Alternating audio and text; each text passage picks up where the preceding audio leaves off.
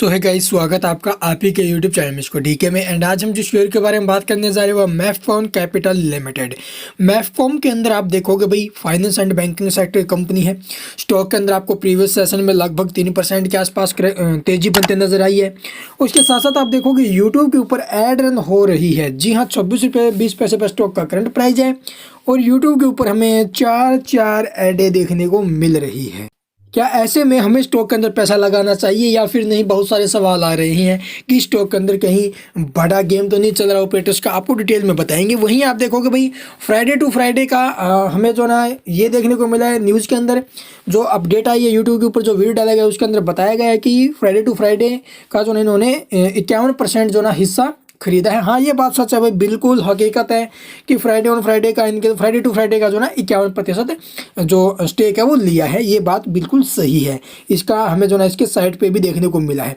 Previous session में जो volume लगी आप देखोगे 57,501 करोड़ की, सॉरी 57,501 की। और वहीं आप देखोगे स्टॉक अपने 52वीं खाए जो 35 रुपये है उससे अभी भी हमें 25% बिग फॉल पर देखने को मिल रहा है। मार्केट कैपिटलाइजेशन की बात करें तो 119 करोड़ का मार्केट कैप देखने को मिल रहा है। एक साल में स्टॉक ने लगभग 174% के आपको रिटर्न निकाल कर दिए हैं। तो यहाँ पर आप देखोगे भी स्टॉक के अंदर काफ़ी टाइम से आपको गिरावट देखने को मिल रही है। इस लेवल से आप देखोगे स्टॉक के अंदर फिर से रिकवरी देखने को मिली है और ऊपर में आप देखोगे स्टॉक पहुँच चुका है लगभग 26 रुपये के आसपास। किस लेवल से? यहाँ पर आप देखोगे लगभग आपको स्टॉक देखने को मिला है 26 रुपये 10 पैसे 26-20 पर हमें जो स्टॉक है वो पहुँचते हुए नजर 24.80 से स्टॉक हमें जो ना 10-20 पर 26-20 पर पहुँचते हुए नजर आया। तो स्टॉक के अंदर फिर से नीचे से लेवल के जो ना तेजी बन चुकी है। इसके अपोजिट आप देखोगे मार्केट के अंदर पूरी तरह से बिक क्रैश है, लेकिन इस स्टॉक के अंदर तेजी बनी हुई है ऑपरेटर गेम की वजह से।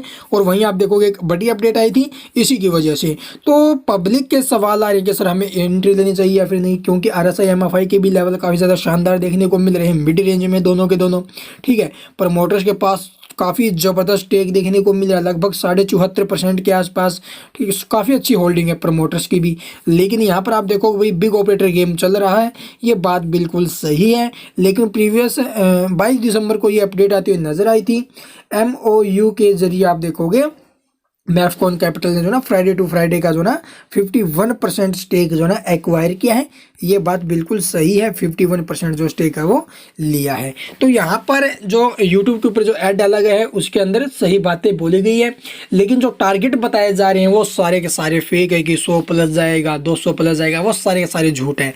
आपको स्टॉक के अंदर अगर आप एंट्री लेना चाहते हो तो भाई रिस्क होगा, क्योंकि मार्केट का जो हाल फिलहाल जो दौर चल रहा है वो आपने देखा होगा, मार्केट में भी बुरा हाल है।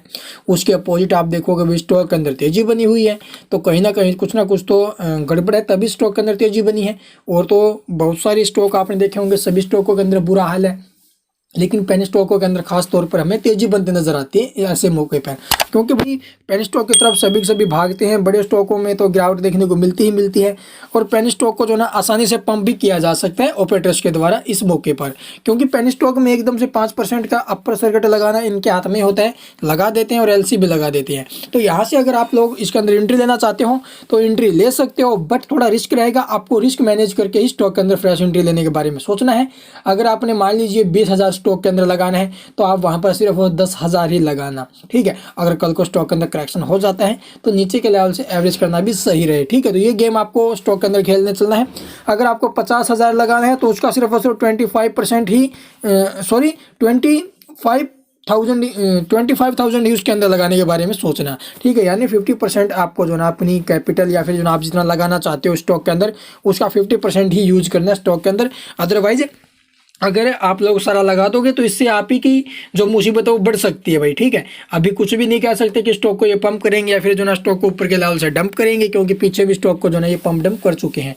तो यहाँ से क्या पता अभी 15-20% भगा भी दे। ठीक है, ऊपर में 30 रुपये प्लस लेकर चले जाएं, 34 के आसपास इसका 52वीं खाए हैं और वहाँ तक तो ये लेकर नहीं जाएंगे भाई, क्योंकि वहाँ तक जाएंगे तो सारे के सारे जो इन्वेस्टर्स फंसे हुए ना वो निकल जाएंगे। ठीक है, तो ये मेरे हिसाब से 30 रुपये के आसपास या फिर जो ना 28 रुपये के आसपास 29 रुपये के आसपास स्टॉक को घुमा देंगे। अगर आप लोग रिस्क मैनेज करके स्टॉक के साथ चलोगे तो बेस्ट रहेगा। तो चलिए, आपको इसके बारे में सब कुछ समझ में आ गया होगा। अगर फिर भी कुछ भी पूछना हो ना तो आप कमेंट में पूछ सकते हो। And thank you for watching the video.